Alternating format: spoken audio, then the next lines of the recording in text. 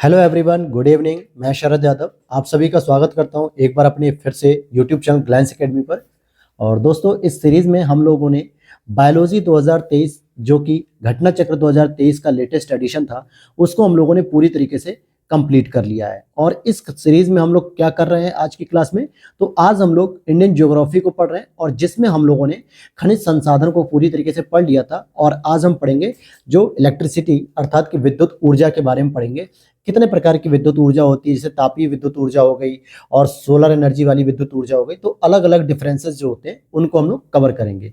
और ये सभी चीजें 2023 की घटना चक्र की लेटेस्ट एडिशन से कवर की जा रही हैं, जो कि आपके आरओ एग्जाम जो होने वाला है और साथ ही साथ यूपी पीसीएस का जो एग्जाम्स होने वाला है, इन दोनों के लिए ही आपके लिए बेनिफिशियल रहेगी। और एक और आपके लिए मास्टर प्लान बना रहा हूं मैं, जिसमें घटना चक्र के शॉर्ट नोट्स के क्लासेस शुरू करूंगा मैं कुछ ही दिनों में। क्योंकि पूरे यूट्यूब पर आप देखेंगे घटना चक्र आपने बहुत जगह से पढ़ लिया होगा, सेल्फ स्टडी भी कर ली होगी, लेकिन उसके शॉर्ट नोट्स के माध्यम से मैं आपको पूरी की पूरी घटना चक्र जो है कि एक एक सब्जेक्ट की घटना चक्र को केवल 30 से 35 पेज में रिवाइज करा दूंगा। तो वो एक मास्टर स्ट्रोक रहेगा आपके आरओ और पीसीएस के एग्जाम्स के लिए। और एक छोटी सी इंफॉर्मेशन कि अगर आप लोग इसकी पीडीएफ लेना चाहते हैं तो इसके लिए आपको बस क्या करना होगा, व्हाट्सएप नंबर पे आपको मैसेज करके इंक्वायरी करनी होगी, वहां पर आपको पीडीएफ मिल जाएगी। लेकिन उस बात करें अगर हम व्हाट्सएप नंबर की, तो मैंने वीडियो के डिस्क्रिप्शन बॉक्स में लगा दिया है, जहां पे नीचे आपको वीडियो के नीचे मोर लिखा हुआ दिखेगा।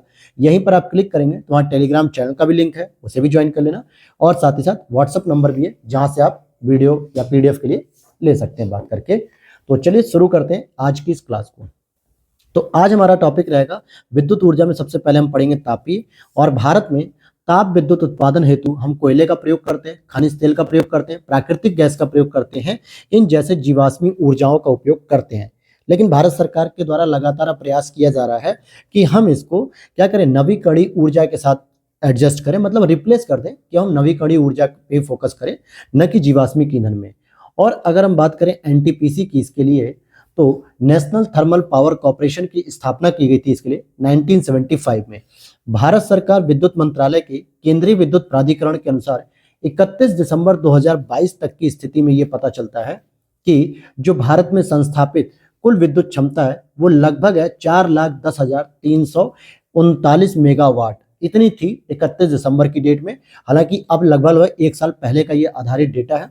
इसमें जीवाश्म ईंधन पर आधारित तापीय विद्युत का जो हिस्सा है उसमें लगभग 2,35,000 यानी 4 लाख में से मान के चलो कि 57% तो केवल थर्मल एनर्जी हम प्रोड्यूस करते हैं।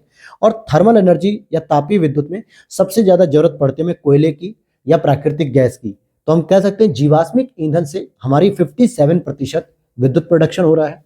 इसमें भी आप देखोगे तापीय विद्युत संस्थापित क्षेत्रों में तो कोयला के द्वारा ही अकेले 2 लाख जो है कि एनर्जी प्रोड्यूस की जा रही है। लगभग 49.5 या 7 यानी 50% तो केवल कोयला कोयला कर रहा है। अब कोयला क्या है दोस्तों, तो जीवाश्मिक ईंधन है।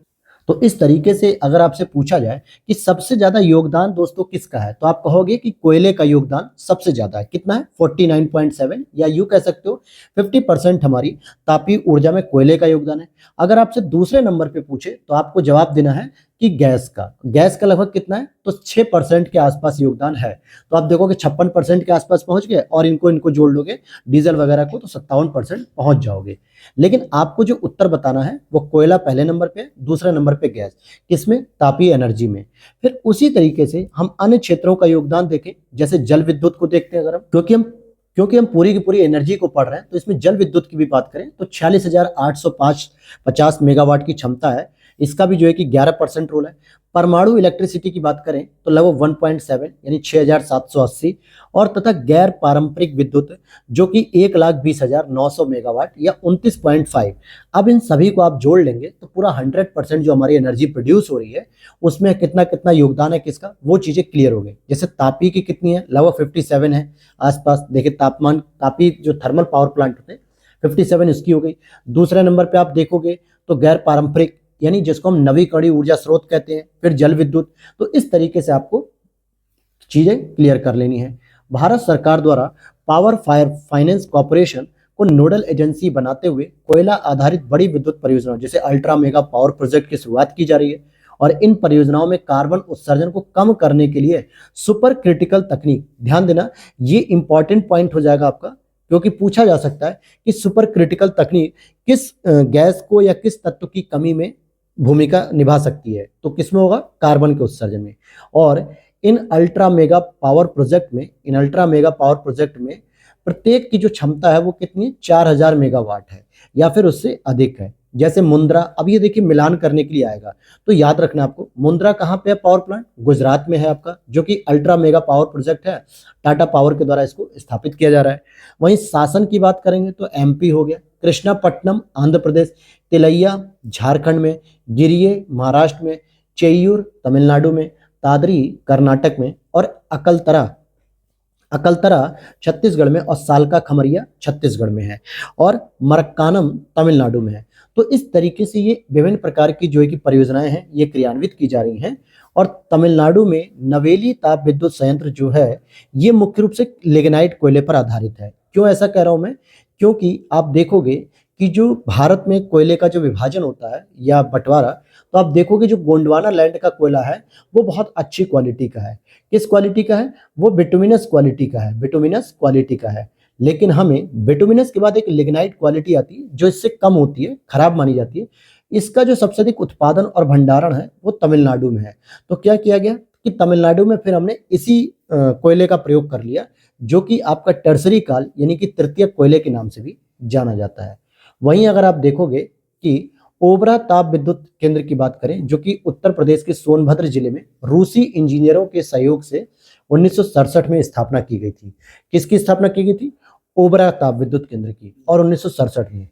वहीं बोकारो को देखते हैं तो बोकारो बिजली घर झारखंड में स्थित है। तो ये अलग अलग जो है कि कुछ प्लांट है जहां पे इनकी स्थापना की जाती है।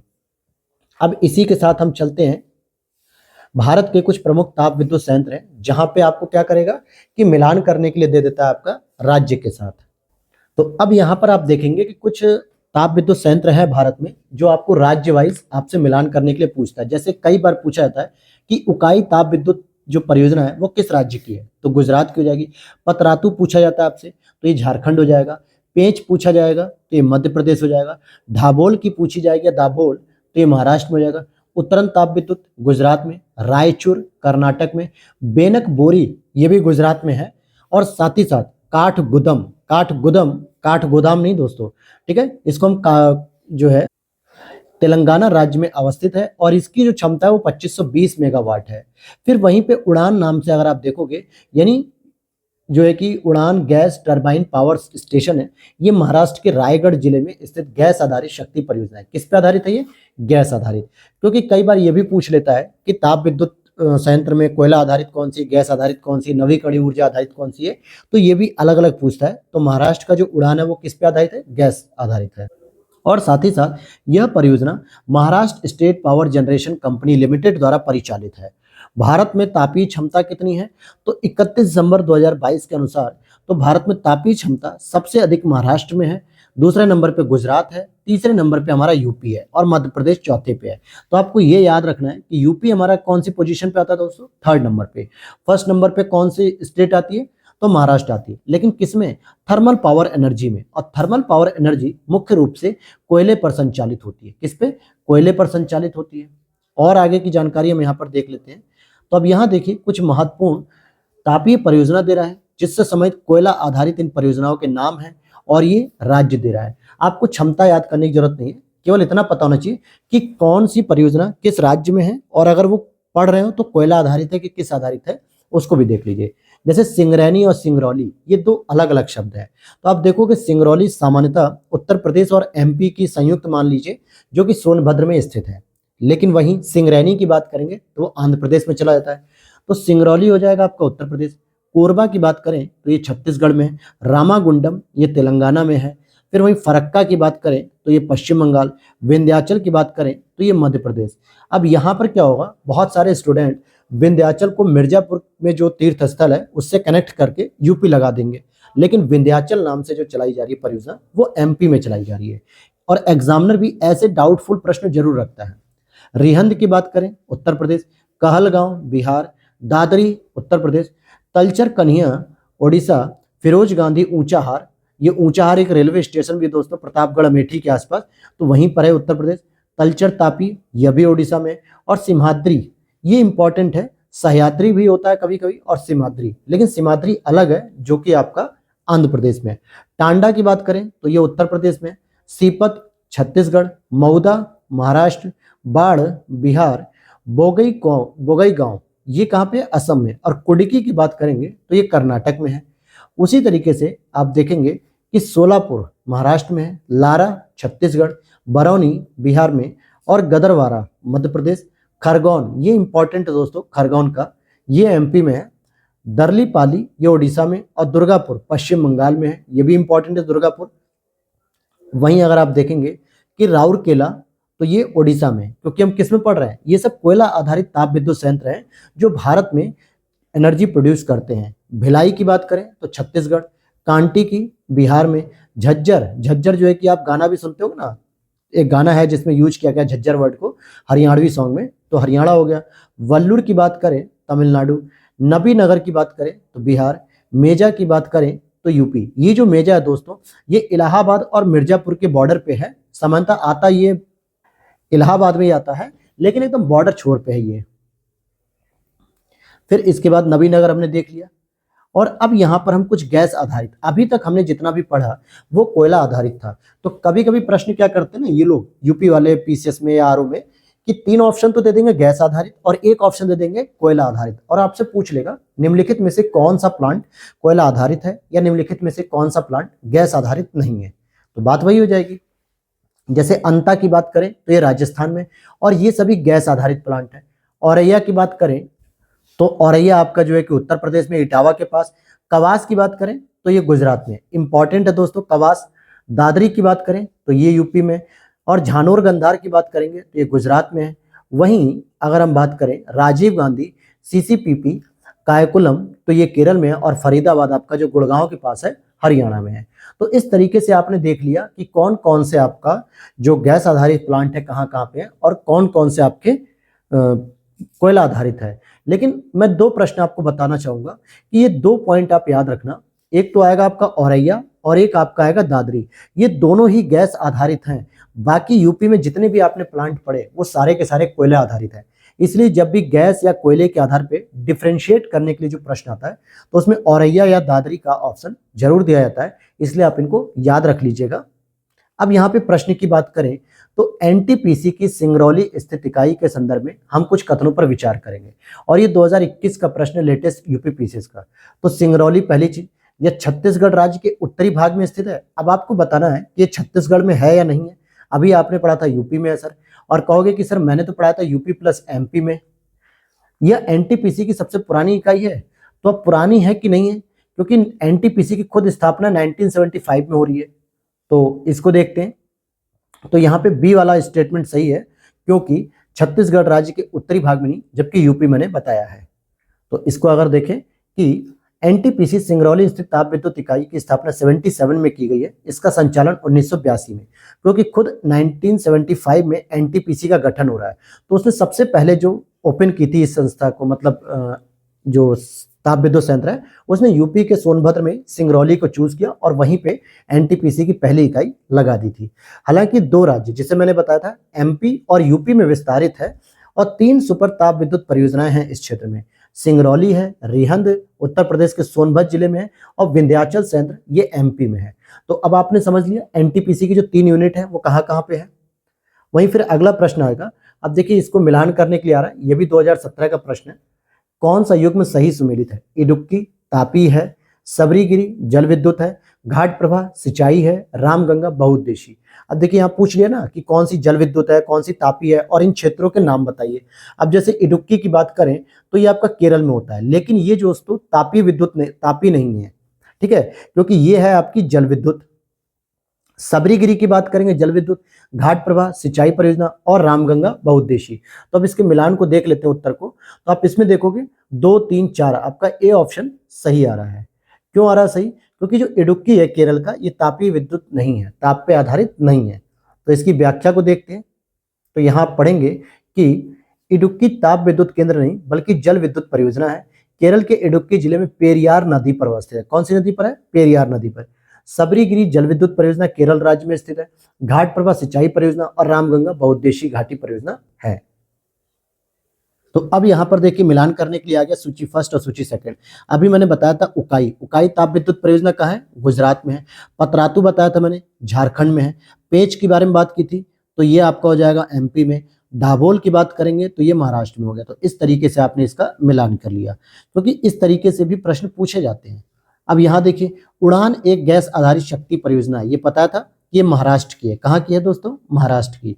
भारत में ऊर्जा का सर्वाधिक स्रोत क्या है, तो देखिए सर्वाधिक स्रोत क्या है, कोयला, क्योंकि इस पे आधारित कौन सा हम चलाते हैं, तो हम तापी चलाते हैं, और तापी का जो योगदान है 57% है। सेकंड नंबर की बात करेंगे तो जल विद्युत का जो एक योगदान आ जाएगा, नहीं जल विद्युत तो दोस्तों थर्ड नंबर पे आएगा, बल्कि सेकंड पे आएगा नवीकरणीय, जिससे 29% लगभग हम लोग बिजली का प्रोडक्शन करते हैं। तो ये चीजें क्लियर हो गई। भारत में ऊर्जा उत्पादन में सर्वाधिक अंश किसका है, देखिए मेंस में 2006-11 में पूछा गया, तो उसमें यानी कि थर्मल का ही तो मानेंगे आप, ठीक है, थर्मल का हो जाएगा। अब यहाँ पे भारत में शक्ति खंड के आधार पे पूछा जा रहा है, तो वही बात हो गई। सबसे पहले आपको पता होना चाहिए कि 57% के साथ थर्मल वाला चलता है, फिर उसके बाद 29% के साथ नॉन मतलब कि जो गैर पारंपरिक वाले हैं, फिर उसके बाद लगभग 6% के साथ वाटर एनर्जी चलती है। तो अब यहाँ पे आप देख लो, और उसके बाद 1% के साथ न्यूक्लियर एनर्जी चलती है। तो इस तरीके से आपको क्रम मिला लेना है। तो सबसे अधिक तो तापी यहाँ दिख रहा है, यहाँ दिख रहा है, तो ये दोनों तो गलत हो गए। तापी के बाद जल आ रहा है कि आणविक, अब देखेंगे आप जल आ रहा है, हालांकि जो गैर परंपरागत है न्यूक्लियर एनर्जी मतलब नवीकरणीय ऊर्जा, उसको ऑप्शन में नहीं दिया है। तो हम तीसरे वाले पे आके जल और फिर आणविक फिर वायु। तो यहाँ पर देखिए, अच्छा ये आरओ के मेंस देखिए 2014 में प्रश्न आया हुआ है।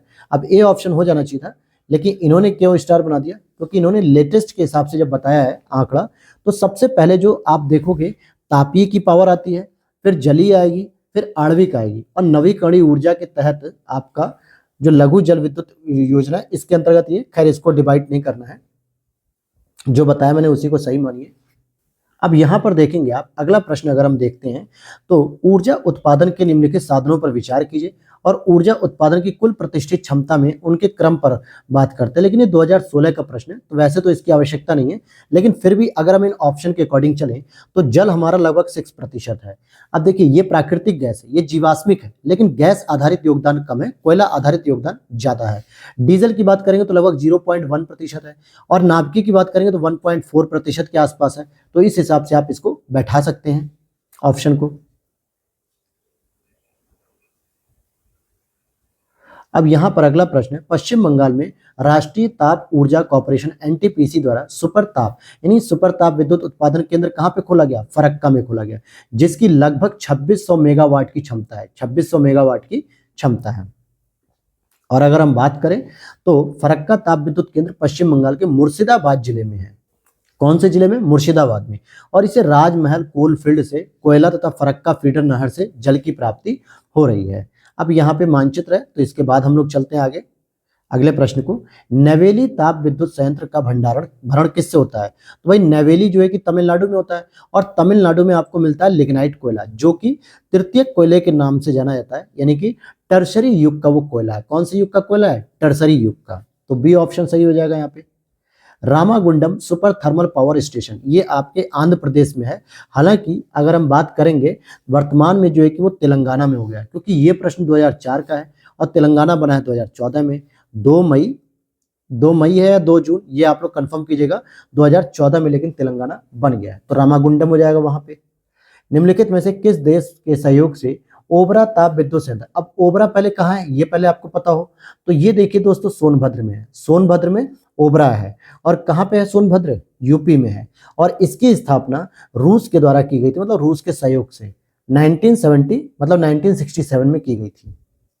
फिर अब यहाँ पे कुछ बिजली घर हैं और राज्य हैं, उनको जो है कि मिलान करना है। तो यहाँ पर आप देखेंगे कि कोठागुदम, ये कोठागुदम लिखा है जो कि आपका आंध्र प्रदेश में है। रायचूर की बात करेंगे तो ये कर्नाटक में आता है। मेट्टूर की बात करेंगे तो तमिलनाडु में आता है, और वनकबोरी की बात करेंगे तो ये गुजरात में आता है। तो ये इस तरीके से मिलान हो जाएगा आपका। फिर अगला प्रश्न है यहाँ पे, निम्नलिखित में से कौन सा सही युग्म सुमेलित नहीं है, तो देखिए बदरपुर का कहाँ पे, दिल्ली में है। हरदुआगंज ये बुलंदशहर के पास है, मतलब अलीगढ़ में आता है, हाँ अलीगढ़ में आता है ये जो है कि हरदुआगंज, याद रख लीजिएगा, ये उत्तर प्रदेश में। उत्तरायण की बात करें गुजरात में।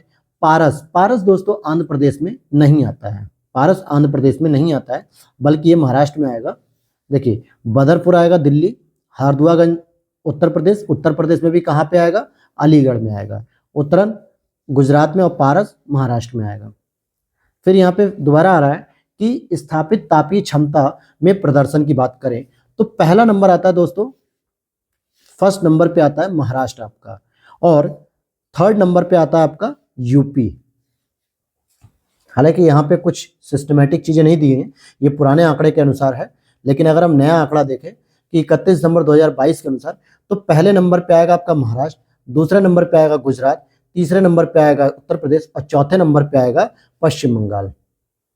नहीं, पश्चिम बंगाल नहीं आएगा, चौथे नंबर पे नहीं आएगा दोस्तों, चौथे पे तो एमपी आएगा। अगला प्रश्न, हाल के वर्षों में औसत अखिल भारतीय तापीय प्लांट लोड फैक्टर परिवर्तित होता रहा है, तो 70 से 75% के बीच में। बोकारो का तापीय बिजली घर कहां स्थापित है, तो बोकारो दोस्तों झारखंड में स्थापित है। परियोजना है और कंपनी है। अब यहां पर आपके सामने एक क्वेश्चन दिया हुआ और कह रहा है कि कौन सा एक सही सुमेलित नहीं है दोस्तों, तो यहाँ परियोजना है और यहाँ कंपनी का नाम है। जाजपुर में एकीकृत इस्पात संयंत्र ओडिशा और भारतीय इस्पात प्राधिकरण ऑप्शन दिया। फिर जामनगर जो कि गुजरात में है, बिजली संयंत्र एसआर पावर, ये तो सही है। नबीनगर में बिजली संयंत्र, ये बिहार में है और ये भारतीय रेलवे के द्वारा, ये भी सही है। कयमकुलम बिजली संयंत्र केरल, ये राष्ट्रीय विद्युत निगम जो है, राष्ट्रीय ताप यानी कि एनटीपीसी के द्वारा है, तो ये भी सही है। केवल पहला वाला ऑप्शन ही गलत है, जाजपुर वाला। क्यों गलत है, तो आइए वो भी मैं बता देता हूं, चेक कर लेते हैं यहाँ पे। क्योंकि दोस्तों ये आपका भारतीय इस्पात प्राधिकरण नहीं बल्कि टाटा स्टील के तहत कार्य कर रही है एकीकृत इस्पात संयंत्र परियोजना के रूप में, ठीक है, इसलिए वो गलत था। बाढ़ सुपर थर्मल पावर स्टेशन, तो ये बाढ़ गंगा नदी वाली बाढ़ नहीं है, बल्कि पूछ रहा है किस राज्य में है, तो ये बिहार में स्थित है। कहां पर, बिहार में स्थित है। फिर यहाँ पर कुछ केंद्र हैं और पूछा जा रहा है, ये देखिए आरओ मेंस के एग्जाम 2016 में कि कौन सा सुमेलित नहीं है। पतरातू की बात करें तो तापी है, बिल्कुल आप कह सकते हो सर पतरातू तापी है, और पतरातू है कहाँ पे, बताइए जल्दी से। मैंने ये बताया था आपको, झारखंड में है पतरातू, बिल्कुल सही है। झाकरी की बात करेंगे तो जल विद्युत है। कलपक्कम की बात करें तो नाभिकी है। कोरबा पवन ऊर्जा नहीं है, कोरबा जबकि छत्तीसगढ़ में है, और ये भी क्या है आपका, इसमें आता है दोस्तों, ये आता है तापी में, अर्थात कोयले पे आधारित, तो डी वाला ऑप्शन गलत हो जाएगा। आप यहां देखिए कोरबा ताप विद्युत केंद्र है। अगले प्रश्न की ओर चले। अच्छा, अब अगला टॉपिक आ गया हमारा नाभिकीय, तो हम अगले टॉपिक को कवर करते हैं, नाभिकीय के बारे में समझेंगे। भारत में देश की भावी ऊर्जा मांग की आपूर्ति आशाप्रद स्रोत परमाणु ऊर्जा है, यानी हम इसकी ओर उम्मीद कर सकते हैं कि परमाणु ऊर्जा से भी हम, अगर बात करें भारत में प्रथम न्यूक्लियर ऊर्जा स्टेशन जो है वो तारापुर में खोला गया था महाराष्ट्र में, और तारापुर विद्युत गृह का स्थापना हुई थी 1969 में, ठीक है। और इसके साथ ही भारत विश्व के नाभिकीय ऊर्जा मानचित्र पर भी आ गया। तारापुर में अमेरिकी तकनीकी से परिष्कृत यूरेनियम ईंधन के रूप में तथा साधारण जल द्वारा ठंडा किए जाने की विधि पर आधारित बॉइलिंग वाटर रिएक्टर की स्थापना की गई थी। तो कुल मिला के 69 में जो तारापुर महाराष्ट्र में न्यूक्लियर एनर्जी प्लांट की जो स्थापना की गई वो अमेरिका के सहयोग से की गई, और 28 अक्टूबर 1969 से इसका परिचालन शुरू हो गया। 12 सितंबर 2005 एवं 18 अगस्त 2006 को इसने लगभग 540 मेगावाट के क्रमशः एक दाबित भारी जल रिएक्टर का व्यावसायिक परिचालन भी फिर शुरू कर दिया। अगर हम नाभिकीय ईंधन की बात करें तो इसका जो परमाणु खनिज होता है वो होता है यूरेनियम, लेकिन आपसे अगर पूछा जाए कि भारत में यूरेनियम तो ज्यादातर पाया नहीं जाता है, तो इसकी जगह हम, कई बार ऐसा भी हो रहा है कि हम प्लूटोनियम को भी यूज करते हैं। किसको, प्लूटोनियम, और प्लूटोनियम का जो है कि द्रव्यमान होता है 239। क्लियर है इतनी बात। अब यहां पर आपको मैं बताते चलूं कि कुछ नाभिकीय संयंत्र हैं, विद्युत संयंत्र, जिनको आपको याद रखना है। जैसे गोरखपुर नाम से एक हरियाणा में है, ये गोरखपुर हमारे बाबा योगी आदित्यनाथ जी का संसदीय क्षेत्र, यूपी वाला बिल्कुल नहीं है, ये गोरखपुर हरियाणा में है। वहीं रावत भाटा आपने सुना होगा राजस्थान में, माही बांसवाड़ा राजस्थान में, नरौरा हमारे यूपी का एकमात्र ऐसा है जो न्यूक्लियर एनर्जी पावर है, केवल यूपी में नरौरा। वहीं भीमपुर मध्य प्रदेश में, काकरापार गुजरात में, मीठी वर्दी ये कई बार पूछा जाता है, और ये ऐसा शब्द ना जो सामान्यतः चर्चा में नहीं रहता है और इसलिए आप लोगों को भी याद नहीं रहता है, तो याद रख लेना। मीठी वर्दी गुजरात में, तारापुर महाराष्ट्र में, जैतपुरा महाराष्ट्र में, कैगा कर्नाटक में, कलपक्कम तमिलनाडु, कोवाड़ा आंध्र प्रदेश, हरिपुर पश्चिम बंगाल, चुटका मध्य प्रदेश।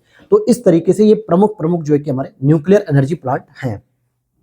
अब इसमें अगर हम देखें यहाँ पर तो और आगे के टॉपिक को डिस्कस करते हैं कि रावत भाटा परमाणु विद्युत गृह का जो निर्माण हुआ वो कर्नाटक से हुआ। अच्छा, रावत भाटा कहाँ पे? राजस्थान में, कोटा राजस्थान में। जबकि अगर आप देखेंगे कि अभी मैंने आपको बताया कि तारापुर महाराष्ट्र का है और उसमें आपके अमेरिका का सहयोग था, रावत भाटा राजस्थान में कनाडा का सहयोग था। अगर हम नरौरा की बात करें तो ये हमारा जो परमाणु विद्युत गृह है ये बुलंदशहर में है। कहाँ पे? बुलंदशहर उत्तर प्रदेश में स्थित है और जिसको 1991 और 1992 में इसका परिचालन शुरू कर दिया गया। काकरापार सूरत गुजरात में स्थित है और यहां से भी 1993 में हमने परिचालन को शुरू कर दिया था। वहीं 1988 में सोवियत संघ के सहयोग से तमिलनाडु का कुडनकुलम, ये बहुत चर्चा में रहता है और बहुत ही प्रश्न इससे पूछे जाते हैं। कुडनकुलम को मिलान करने के लिए तो परमाणु ऊर्जा संयंत्र स्थापित करने के लिए एक समझौता हुआ 88 में और रूस के ही सहयोग से फिर 2002 में 2 परमाणु रिएक्टरों का निर्माण किया गया यहाँ पे। और आगे चलते हैं, अगर हम वहीं कैगा की बात करें तो कैगा नाभिकीय संयंत्र आपके कर्नाटक राज्य में अवस्थित है। कहाँ पे? कर्नाटक में। कर्नाटक राज्य के उत्तर कन्नड़ जिले के कैगा नामक स्थान पर कैगा परमाणु विद्युत संयंत्र की स्थापना की गई और इस परियोजनाओं में 4 इकाइयों की स्थापना की गई। सन 2000 में पहली इकाई डेवलप कर दी गई, फिर 2000 में एक दूसरी भी, 2007 में तीसरी, 2011 में चौथी। तो कुल मिला के कैगा की जो शुरुआत की गई वो सन 2000 में की गई। और इसके साथ देखें मीठी वर्दी, जो मीठी विरडी है ये गुजरात में स्थित है और इसमें अमेरिका का सहयोग था। दूसरी और कौन सी थी? तो तारापुर थी, जो कि पहली थी जिसमें अमेरिका ने सहयोग किया और वो भारत की पहली न्यूक्लियर एनर्जी प्लांट था। हालांकि मीठी विरडी की जो शुरुआत है वो 2008 में भारत अमेरिका के असैन्य परमाणु समझौते पर हस्ताक्षर के बाद की गई थी। भारत की तरफ से उस समय प्रधानमंत्री हमारे डॉक्टर मनमोहन सिंह जी थे और अमेरिका की तरफ से कौन था ये आपको कमेंट सेक्शन में बताना है।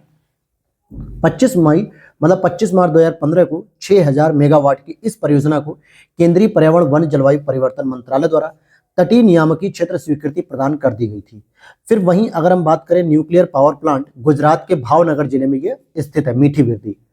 भारत में जैतपुर भी महाराष्ट्र में है, रत्नागिरी में आता है ये और ये फ्रांस के सहयोग से है। अब यहाँ पे फिर से मैं प्रश्न बनाता हूँ कि महाराष्ट्र में आपने 2 देखे न्यूक्लियर प्लांट, एक जैतपुरा देख लिया जैतपुर और एक ये तारापुर देखा। तारापुर में अमेरिका का सहयोग था, जैतपुर में आपका फ्रांस का सहयोग है। भारत में परमाणु ऊर्जा हेतु भारी जल संयंत्र जो है हैवी वाटर प्लांट, ये थाल गुरुजल संयंत्र महाराष्ट्र में स्थापित किया गया है। वहीं मनुगुरु जल संयंत्र तेलंगाना में। अच्छा, ये जो हैवी वाटर प्लांट है इनको भी जो है कि प्रोड्यूस किया जाता है क्योंकि ये हमारे न्यूक्लियर एनर्जी प्लांट को ठंडा रखने में मदद करते हैं। और अब हम करेंगे यहाँ पे अपना जो पहला एमसीक्यूज है उसको करेंगे कि भारत में प्रथम न्यूक्लियर ऊर्जा स्टेशन कहाँ पे स्थापित किया गया? तो तारापुर स्थापित किया गया था महाराष्ट्र में और इसमें जो सहयोग देश ने दिया था वो था यूएसए का था। नरौरा आपका कहाँ पे दोस्तों? तो नरौरा की अगर मैं बात करूं तो ये आपके यूपी में है और बुलंदशहर में। कोटा की बात करेंगे तो जो कोटा में आपने देखा रावत भाटा, कौन सा देखा दोस्तों? रावत भाटा, ये राजस्थान में है और इसमें जो सहयोग करेगा वो कनाडा हमारा देश करेगा। कलपक्कम आपका कहां पे? ये कमेंट सेक्शन में बताइएगा। 2006-07 में भारत में कुल उत्पादित ऊर्जा में नाभिकीय ऊर्जा का प्रतिशत क्या था? तो उस समय 3 से 4% दिखा रहा है, लेकिन अब हमें 2020 का जो लेटेस्ट आंकड़ा है उसे पढ़ना चाहिए। देखते हैं यहाँ पे व्याख्या में अगर कुछ देता है तो आप देख सकते हो यहाँ पे कि नाभिकीय विद्युत का भाग 6780 मेगावाट अर्थात 1.70। अब आप कहोगे कि सर 2016 के आसपास तो ये 3% तक था, अब ये घट क्यों गया? तो दोस्तों ये जो घटा हुआ हिस्सा है ये कहाँ रिकवर करेगा? ये रिन्यूएबल एनर्जी में जाके रिकवर कर रहा है, यानी कि जो नवीकरणीय ऊर्जा है उसमें इंक्लूड हो रहा है ये। भारत में कुल उत्पादित विद्युत परमाणु शक्ति का जो भाग है वो 3% पहले था, लेकिन अब 1.7% ही केवल है। भारत में प्रचुर मात्रा में उपलब्ध महत्वपूर्ण नाभिकीय ईंधन क्या है? थोरियम है दोस्तों। क्या है? थोरियम। और ये कहाँ से प्राप्त होती है? तो ये केरल के तट पे जो मोनाजाइट है ना, रेत जो होती है उससे प्राप्त होता है। अब देख लेते हैं, भारत में प्रचुर मात्रा में उपलब्ध महत्वपूर्ण नाभिकीय ईंधन थोरियम है। पुलिन बालू में उपलब्ध मोनाजाइट जो थोरियम का महत्वपूर्ण स्रोत होता है और पुलिन बालू में मौजूद मोनाजाइट में लगभग 9 से 10% थोरियम ऑक्साइड होता है और इसके जो भंडार है सबसे अधिक मोनाजाइट के ये केरल में है। ठीक है, तो आपने 3 प्रमुख ईंधन को पढ़ लिया। एक तो आपने देखा यूरेनियम हो गया, एक आपने पढ़ा थोरियम और एक आपको मैंने बताया था प्लूटोनियम। अब यहाँ पे सूची फर्स्ट और सेकंड का यहाँ मिलान करना है। जैसे न्यूक्लियर पावर प्लांट कोटा की बात करें तो यहाँ पे रावत भाटा है जो आपका राजस्थान में, तारापुर की बात करें तो महाराष्ट्र हो जाएगा, काकरापार की बात होगी तो गुजरात होगा और नरौरा जो बुलंदशहर में उत्तर प्रदेश हो जाएगा। अगला यहाँ पर प्रश्न है, अब देखिए फिर से मिलान करना है। नरौरा आपका कहाँ पे, यूपी में हो जाएगा। काकरापार कहाँ पे आपका, तो गुजरात हो जाएगा। रावत भाटा राजस्थान। कैगा की बात करें तो ये कर्नाटक में हो जाएगा। कैगा कहाँ होगा, कर्नाटक में। अब यहाँ पे इनका ईयर वर्ष दे रहा है, चालू होने का वर्ष। हालांकि इसमें से कोई भी एक सही सुमेलित नहीं है, या फिर इसकी व्याख्या देख लेते हैं। तो देखिए कोटा शुरू हुआ था 1973 में, काकरापार शुरू हुआ 1993, कैगा शुरू हुआ सन 2000, कलपक्कम शुरू हुआ 1984 में। वहीं देखते हैं, भारत में देश की भावी ऊर्जा की मांग की आपूर्ति आशाप्रद स्रोत अणु ऊर्जा है। बिल्कुल है, लेकिन अब हम ये कह सकते हैं कि अब नवीकरणीय ऊर्जा ज्यादा अच्छी है। भारत में अणु खनिज सर्वत्र सुलभ है, ऐसा बिल्कुल नहीं है। थोरियम मुख्य रूप से हमारे यहाँ का जो परमाणु रिएक्टर का ईंधन है वो मुख्यतः केरल के तट पर पाया जाता है, मोनाजाइट बालू में। अगर हम बात करें यूरेनियम की, तो यूपी में ललितपुर में थोड़ा बहुत मिल जाता है, लेकिन उससे न्यूक्लियर प्लांट नहीं चलाया जा सकता। हालांकि अभी कुछ रिसर्च हुई थी और कुछ शोध हुआ था, उससे पता चला कि जम्मू कश्मीर में यूरेनियम के बहुत बड़े भंडार मिले हैं। लेकिन अभी केवल भंडार मिले हैं, उसका उत्पादन नहीं हो रहा है कि पता चला भंडार मिला और कल से यूरेनियम का उत्पादन करके हमने न्यूक्लियर प्लांट बढ़ा दिए, ऐसा कुछ नहीं है। केवल जम्मू कश्मीर में ऐसे भंडार मिले हैं जिसकी खोज की गई थी, शोध की गई। तो यहाँ पे पहला स्टेटमेंट सही है, दूसरा गलत रहेगा, इसलिए सी हो जाएगा आंसर। अब यहाँ पे कुछ परमाणु विद्युत संयंत्र, गुरु जल संयंत्र जिसे हम कह सकते हैं कि कहाँ कहाँ पे ये आपको मिलान करना है। तो आप अगर देखेंगे, तो अगर मैं इसकी बात करूं कि सबसे पहले थाल की बात करेंगे तो ये आपका हो जाएगा महाराष्ट्र में। मनुगुरु की बात करेंगे तो आंध्र प्रदेश में। काकरापार की बात करेंगे तो ये आपका गुजरात में हो जाएगा। कैगा की बात करेंगे तो कैगा कर्नाटक में हो जाएगा। क्लियर इतनी चीज? निम्नलिखित में से कौन सा एक सही सुमेलित नहीं है? तो कैगा तो कर्नाटक में, रावत भाटा राजस्थान में, मुप्पांदल तमिलनाडु में, एन्नौर मेघालय। तो ये ही गलत हो गया, क्योंकि एन्नौर तमिलनाडु में है, न कि मेघालय में। अगला प्रश्न है यहाँ पे, अब यहाँ पे देखिए सब मिलान करने के लिए दिया हुआ है। तमिलनाडु के कुडनकुलम में रूस परमाणु रिएक्टर्स की कितनी इकाइयां लगाने हेतु राजी हो चुका है? तो अब तो जो है कि लेटेस्ट प्रश्न में 6 हो गया है, हालांकि शुरू में ये 4 पे ही सहमति बन पाई थी। कुडनकुलम नाभिकीय ऊर्जा संयंत्र किस राज्य में स्थापित है? तो जो कुडनकुलम है वो आपका तमिलनाडु में है। और किसके सहयोग से है? तो ये रूस के सहयोग से है। किसके? रूस के सहयोग से।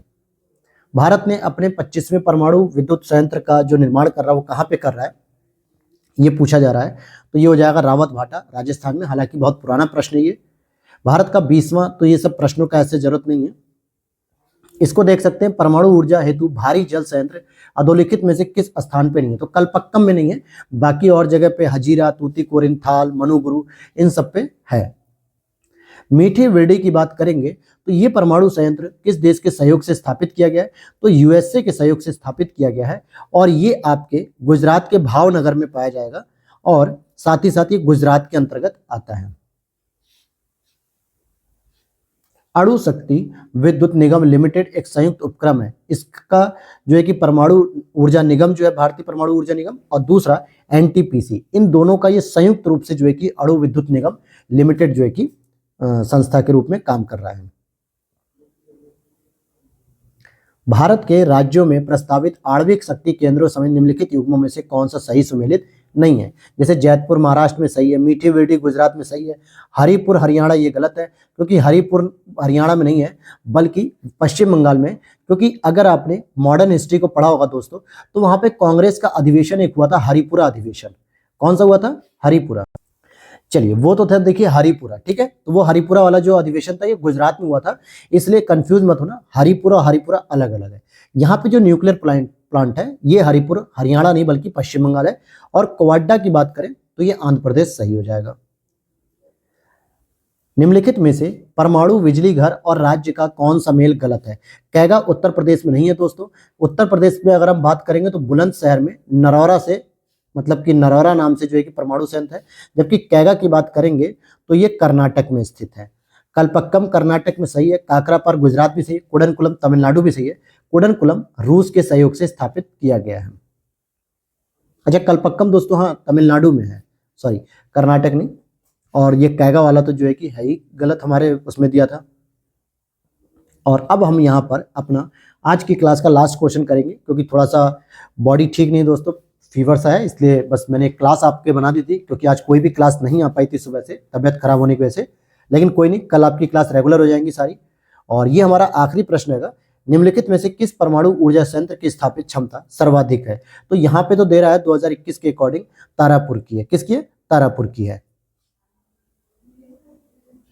अब हमारा अगला टॉपिक शुरू होगा जल विद्युत निगम, जिसको हम लोग, या जल विद्युत शक्ति जो है, क्योंकि अभी हमने तापीय पढ़ लिया एनर्जी के रूप में, और हमने क्या पढ़ लिया? नाभिकीय पढ़ लिया। तापीय लगभग 57% है टोटल, और नाभिकीय की बात करेंगे तो 1.7% है।